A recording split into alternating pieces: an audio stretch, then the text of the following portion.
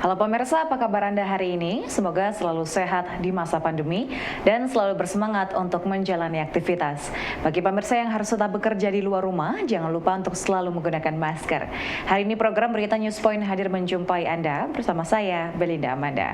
Selama 30 menit ke depan, Newspoint akan menyajikan berita terbaru seputar Universitas Brawijaya dan Malang Raya. Jangan kemana-mana, keep on our channel, Newspoint.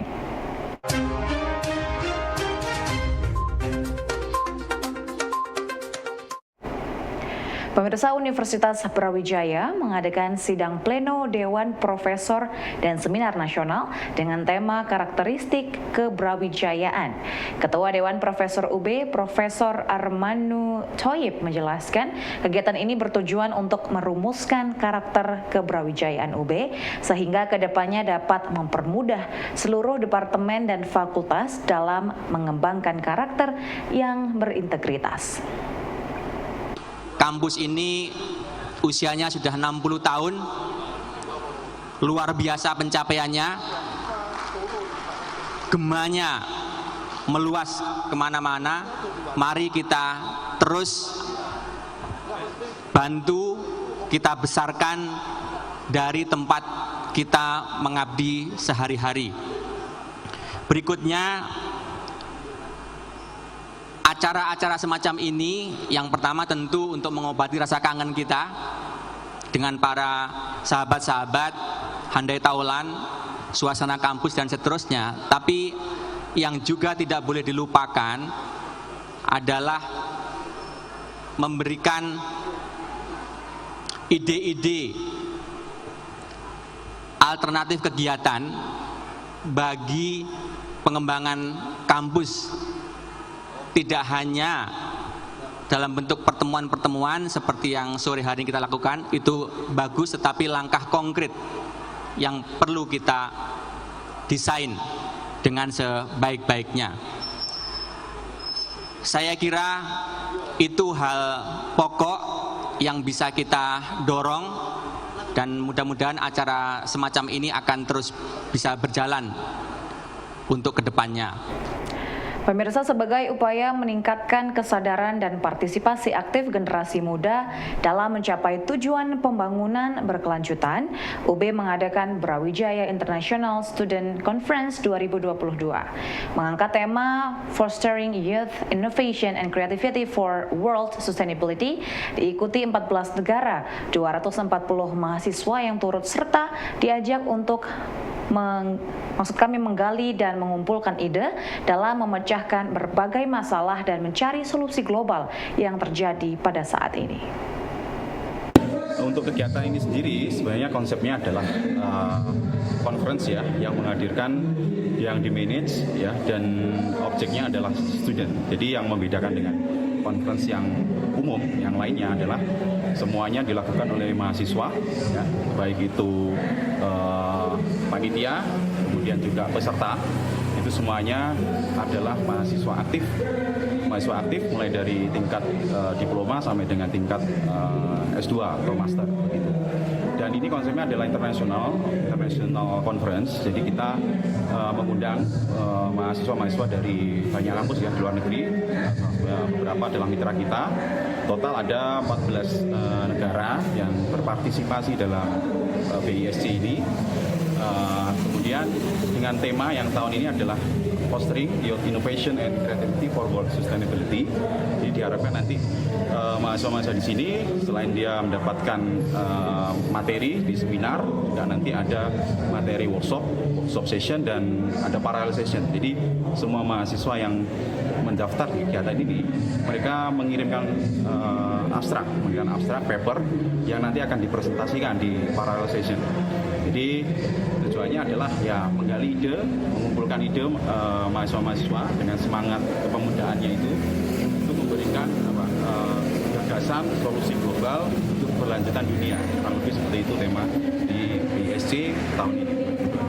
Tahun ini kita membuat konsep yang baru sebenarnya. Jadi jika di tahun kemarin kita hanya bersifat seminar dan workshop, di tahun ini kita mengumpulkan paper-paper dari mahasiswa yang kemudian kita bagi ke dalam beberapa room, parallel session. Mereka akan presentasi, membawakan ide-idenya, abstrak paper yang sudah mereka kirim, dan juga kita ada virtual poster exhibition. Jadi kita membuat virtual exhibition bentuk virtual reality, dan semua karya mahasiswa ini yang join di sini dipamerkan di situ. Jadi selain mengirim abstrak juga ada pameran poster virtual berbasis virtual reality. Untuk para season ini ada sekitar 130 peserta. Kemudian untuk keseluruhan peserta yang mengikuti seminar dan workshop, keseluruhan adalah 240 mahasiswa. Tema-temanya umum, jadi kita mengambil tema yang sangat general, mengikuti fakultas-fakultas yang ada di Universitas Brawijaya. Total ada 17 fakultas, berarti lebih dari itu. Jadi temanya sangat general, mulai dari engineering, sosial humaniora, science.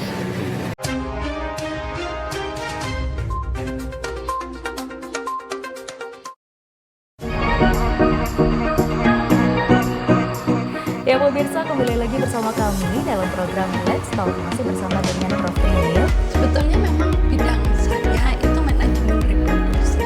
Ya pemirsa, kembali lagi bersama kami dalam program Let's Talk, masih berbincang dengan tema ekowisata bersama. Ekowisata ini sebenarnya konsep baru.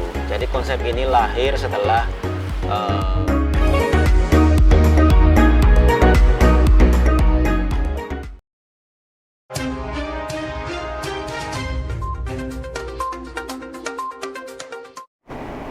Pemirsa, Mauna Loa merupakan gunung berapi yang berada di negara bagian Hawaii, Amerika Serikat, meletus untuk pertama kalinya dalam hampir 38 tahun.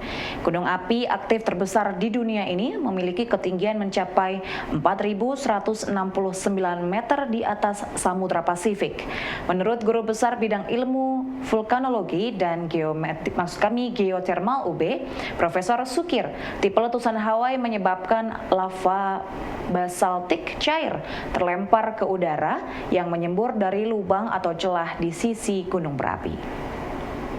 Gunung Mauna Loa itu adalah salah satu gunung yang terpanjang atau terbesar di dunia yang keberadaannya ada di Hawaii, Amerika Serikat ya, yang berada di Samudra Pasifik ya. Memang itu kalau pas saya ke sana memang melihat langsung bagaimana Mauna Loa, di sekitar Mauna Loa itu memang ada berbagai letusan-letusan ya. Jadi letusan-letusan Fissure dan sebagainya itu ada. Nah, letusan Hawaiian volcanic itu berbeda dengan gunung api yang ada di Indonesia. Letusannya lebih bersifat efusif, dalam artian dia lebih tidak meledak-ledak, itu paling meledak tapi tidak terlalu tinggi seperti di sini ada Semeru, Tambora, Krakatau dan sebagainya. Mereka letusan letupan itu sambil mengalir karena suhu yang tinggi. Nah, masalahnya adalah jenis magmanya itu sangat berbeda dengan jenis magma yang ada di gunung api di Indonesia. Keberadaan itu mempengaruhi sifat letusannya. Nah, Mauna Loa ini magmanya bersifat lebih basaltik ya. Jadi mulai dari kandungan magma basaltik ini mempunyai kandungan silika itu di bawah 55% ya. Jadi sehingga kekentalannya tidak sekental jenis magma yang lain seperti andesetik, kemudian dasit, dan terakhir adalah rheolit dengan kandungan silika yang lebih banyak. Nah, perbedaan kandungan silika ataupun viskositas magma dan sebagainya itu mempengaruhi sifat letusan. Mayoritas di Hawaii, entah itu Mauna Loa, Mauna Kea, kemudian Kilauea dan sebagainya, itu memang memiliki magma yang satu jenis. Karena di sana apa? Karena di sana Hawaii itu seakan-akan merupakan salah satu hotspot terbesar, dalam artian panas magma itu memang langsung dari inti bumi, gitu ya. Memang seakan-akan langsung dari inti bumi karena mereka mengalir terus ya, dan di sana kalau kita lihat, kita bandingkan aja kalau yang dulu masih ada danau kawahnya. Kalau di sana danau kawahnya itu danaunya berubah danau magma, kelihatan magma. Kalau di sini danau isinya air ya. Nah, ini mirip dengan salah satu gunung yang di Kongo ya, Nyiragongo, itu juga hampir sama. Itu juga salah satu spot yang ada di benua Afrika ya, hampir sama dengan miliknya. Cuman mereka memiliki ketinggian seperti Semeru ya, dia bentuk segitiga dan bagaimana, tapi dia mempunyai magma yang agak encer ya. Nah, Pemirsa, alumni yang tergabung dalam Ikatan Alumni atau IKA UB pulang ke kampusnya untuk menyemarakan acara Disnatalis ke-60 UB. Momen ini dimanfaatkan sebagai ajang silaturahmi antara para alumni dengan rektor dan jajarannya. Maksud kami, ajang silaturahmi ini juga bertujuan agar para alumni dapat turut serta dalam membangun kemajuan UB ke depannya. Kegiatan di tahun 2022 ini akhir dari bulan Desember kita punya gawe, ada kegiatan simultan, yaitu kita membahas program kerja Dewan Profesor untuk tahun 2023, dan juga satu lagi yang penting juga, sangat penting ini, yaitu tentang karakter kebrawijayaan. Nah, di Seminar Nasional Karakter Kebrawijayaan ini sangat dibutuhkan oleh semua departemen, fakultas yang ada di lingkungan Brawijaya, karena setiap ada kunjungan asesor dari Badan Akreditasi Nasional itu selalu ditanyakan apa karakter dari Brawijaya ini. Nah, untuk itu kita dari Dewan Profesor mengadakan satu seminar nasional terkait dengan karakter kebrawijayaan. Nah, diharapkan nantinya akan ada rumusan-rumusan yang terkait dengan karakter kebrawijayaan ini, dan juga nanti akan memudahkan bagi kita untuk mengembangkan dari karakter yang ada di Brawijaya, sehingga nanti akan bisa mencapai sebuah ciptaan, yaitu artefak yang itu bisa dilihat dan sulit untuk ditirukan.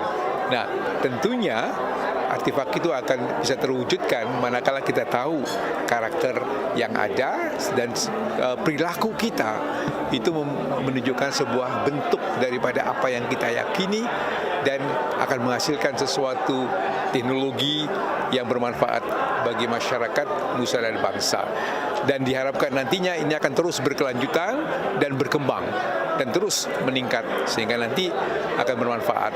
Bahkan kita berharap nanti kegiatan Profesor Summit juga ada di Universitas Brawijaya, yang itu nanti akan menampilkan temuan-temuan terbaru bagi semua ilmuwan, profesor, guru besar yang ada di Indonesia, menampilkan temuan-temuan terbarunya yang bermanfaat. Pemirsa, perubahan iklim atau climate change merupakan hal yang tidak dapat dihindari akibat pemanasan global dan diyakini akan berdampak luas terhadap berbagai aspek kehidupan, termasuk sektor pertanian. Perubahan pola curah hujan, peningkatan frekuensi kejadian iklim ekstrim, serta kenaikan suhu udara dan permukaan air laut merupakan dampak serius dari perubahan iklim yang dihadapi Indonesia. Tema ini memang tema untuk series dari UC Searca Summer Course yang membahas mengenai adaptasi dari small scale farmer dalam kaitannya dengan perubahan iklim. Kenapa? Karena yang kecil itu yang harus dilindungi dan harus bisa beradaptasi. Karena kalau tidak bisa beradaptasi, yang kecil duluan yang akan berbahaya. Jadi memang tujuannya di sini untuk mengidentifikasi apakah small scale agriculture itu bisa beradaptasi dengan climate change. Kalau skenario climate change-nya IPCC, International Panel of Climate Change, itu menyatakan bahwa dalam 50 tahun, mulai tahun 2000 dan 2050, dunia ini akan menghadapi kenaikan suhu sebesar 2 derajat sampai 4 derajat Celcius. Nah, itu kan harus di-riset bagaimana akibatnya kepada tanaman. Nah, kalau tanaman itu bisa beradaptasi, alhamdulillah kan. Kalau tidak, ya kita harus apa? Gitu ya. Apakah mengganti jenis tanaman, apakah mengganti varietas dengan lebih tahan, ataukah kita modifikasi cara budidayanya agar dia lebih tahan, dan seterusnya. Itu yang memang menjadi aspek riset dari workshop ini. Sebab utama adalah gas rumah kaca. Jadi aktivitas manusia itu mengemisikan gas rumah kaca seperti karbon dioksida, metan, sulfur dioksida, sulfur monoksida. Ya, hampir semuanya aktivitas manusia itu mengemisikan gas rumah kaca. Nah, dan itu kalau terlalu banyak di atmosfer akan meningkatkan suhu. ya, karena dipantulkan lagi menjadi cahaya, jadi gelombang panjang sehingga suhunya meningkat.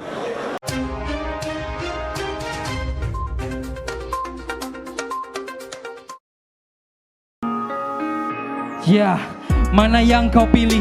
Memberi perhatian atau berusaha tak peduli? Dan mana yang lebih melelahkan, berjuang atau melupakanmu kini? Salahkah kau berpura-pura untuk mendapatkan perhatianku? Aku tak peduli, ku tak tahan lagi. Ku sudah tak punya waktu untukmu lagi. Is anybody real here? Is anybody real here? Aku tak peduli.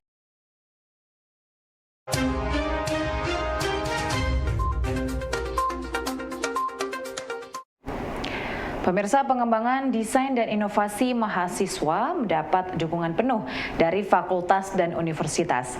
Saat menghadiri peluncuran aplikasi karya mahasiswa UB, Dekan Filkom UB, Profesor Wayan Firdaus, mengapresiasi dan berharap produk yang diluncurkan tidak hanya menjadi sebuah karya saja, namun juga dapat digunakan dan bermanfaat bagi masyarakat.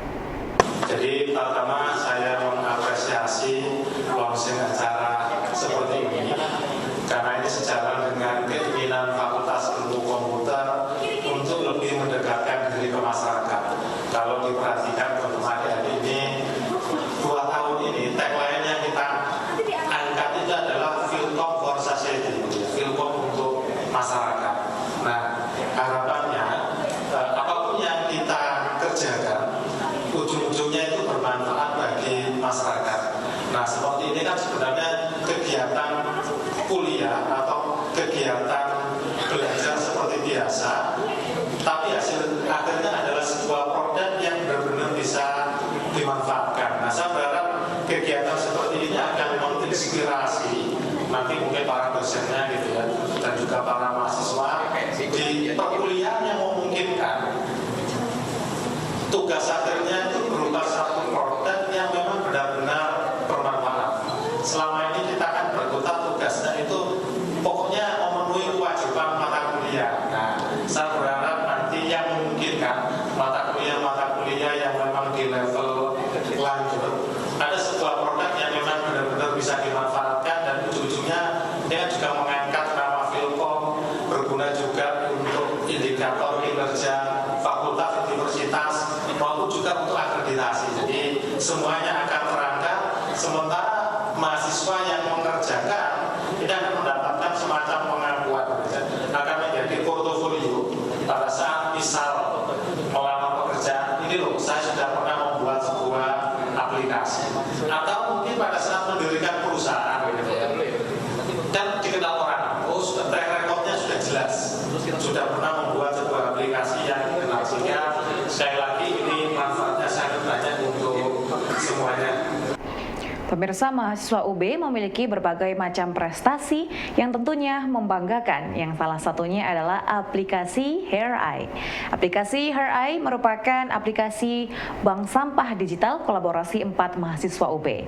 Melalui aplikasi ini, para pengguna dapat merubah kebiasaan untuk memilah sampah dan mendapat keuntungan dari pendistribusian sampah daur ulang kepada bank sampah yang sudah bermitra. Jadi proyek saya itu dan tim saya HairEye aplikasi bank sampah digital, Mbak. Jadi dari aplikasi tersebut kita bisa mengkategorikan 3 kategori sampah, yaitu daur ulang, tidak dapat didaur ulang, dan organik. Dan untuk daur ulang kita bisa mendistribusikan atau menjualnya ke bank sampah mitra. Jadi ada 4 orang, saya dan tim, di mana saya sebagai project manager dan ada juga cloud engineer-nya, mobile development, dan juga cloud developer-nya. Ini merupakan proyek MBKM Bangkit, jadi ini merupakan programnya Mas Nadim. Jadi untuk keberlanjutannya kami menunggu bagaimana nih, kalau tahun ini ada proyek lagi Mbak, ada Bangkit lagi, tapi untuk tahun depan itu sesuai dengan kesepakatan dari programnya. Kalau aplikasinya bisa secara individu dan juga kelompok Mbak, instansi-instansi, dan apalagi kalau individu ya kita yang ingin menabung sampah juga seperti itu Mbak, jadi dapat benefit, kita juga belajar mengenai sampah. Jadi sesuai dengan bank sampahnya ada 2 sistem, yaitu drop point, kita yang ke sana, ataupun pick up, mereka yang mengambil. Itu juga dari mitranya, mereka membuka atau tidak, seperti itu Mbak. Kalau sejauh ini dari Malang dulu sih Mbak, kita kecil dulu, dari Malang itu sudah survei ke Bank Sampah Malang dan juga melakukan FGD beberapa kali oleh Bank Sampah LH Kota Batu dan juga Bank Sampah Ngalam West Bank di Kabupaten. Sebagai upaya persatuan serta kesatuan dalam kebinekaan, UPT Pengembangan Kepribadian Mahasiswa UB meluncurkan Kedai Bineka. Kedai Bineka dihadirkan sebagai respon menanggapi berbagai isu kebangsaan yang timbul di tengah masyarakat saat ini. Ruang interaksi ini diharapkan dapat menjadi wadah agar mahasiswa dapat berbincang dan bertukar pikiran terkait toleransi tidak hanya terkait agama, namun juga ragam suku, etnis, adat, tradisi, dan bahasa di satu daerah. Kami belum bisa menjawab karena belum ada hasil riset secara mendalam, tetapi itu juga karena faktor mereka dari dulu SMA dari mana, dan itu cukup mempengaruhi cara pandang mereka, cara pikir mereka. Lalu kemudian ketika masuk di kampus tidak ada arena itu untuk mendorong mereka terlibat dalam hal yang sifatnya interaktif tadi, ya maka akhirnya terjadi kebuntuan. Dan itu menurut saya yang masih akhirnya menampak di kita ya, bahwa mereka masih cenderung tertutup, isu-isu toleran sangat sensitif dan seterusnya. Mereka nggak berani memang mengeksplor. Kayak tadi diskusi itu masih cenderung malu-malu, bukan malu-malu ya, menahan diri sebetulnya. Bahkan mungkin sama dosennya juga. Yang perlu diurai adalah menurut saya dari aspek kurikuler, dari pembelajaran itu akan lebih banyak kita benturkan dengan proyek-proyek di lapangan. Makanya kami menginisiasi ada PBL, Problem Based Learning, agar mereka bersentuhan dengan masyarakat secara langsung, dan hasilnya juga ada mereka berupa infografis, artikel dan video begitu. Lalu kemudian di ekstrakurikulernya kita tandem menggunakan Kedai Bineka ini salah satunya. Di samping ada program lain misalnya Moral Camp dan seterusnya yang sudah sangat terbranding itu. Pemirsa, informasi tadi sekaligus menutup perjumpaan kita hari ini. Jangan lupa untuk selalu menyaksikan News Point setiap hari pukul 19.30 waktu Indonesia Barat hanya di UB TV, Televisi Pendidikan Universitas Brawijaya. Saya Belinda Amanda dan seluruh kru yang bertugas pamit undur diri, tetap patuhi protokol kesehatan, wajib menggunakan masker. Terima kasih dan selamat beraktivitas.